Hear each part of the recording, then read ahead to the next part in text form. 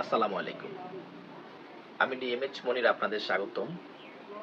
আজকে আপনাদেরকে স্বামী স্ত্রীর খুব গুরুত্বপূর্ণ একটা কথা বলবো।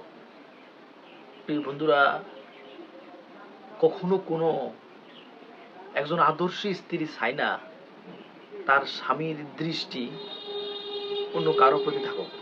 হ্যাঁ, এটাই সত্যি। প্রিয় বন্ধুরা, এটাই সত্যি যে কোনো স্ত্রী কখনো চায় না যে তার স্বামীর দৃষ্টি অন্য কারো নারীর প্রতি থাকুক বা অন্য কারো প্রতি থাকুক।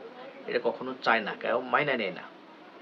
ঠিক তেমনি ঠিক তেমনি একজন আদর্শ পুরুষ কিংবা স্বামী কখনো চায়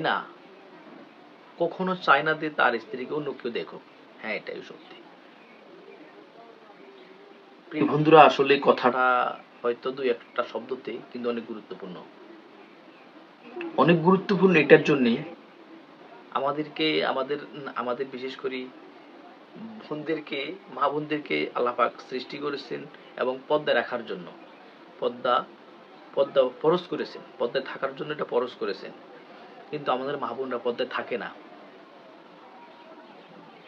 প্রিয় বন্ধুরা, আসলে এটা খুব গুরুত্বপূর্ণ একটা কথা যে আসলে আমাদের মা বোনরা যখন পর্দা লঙ্ঘন করে, পর্দা থেকে বের হয়ে যায়, তখন তাদের প্রতি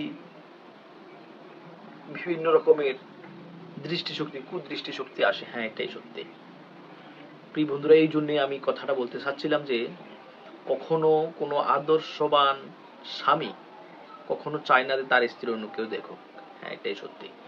আসলে আমরা আমাদের জায়গা থেকে আসলে কতটুকু চেষ্টা করতেছি আমাদের স্ত্রীকে আমরা পর্দায় রাখার জন্য, ভালো রাখার জন্য।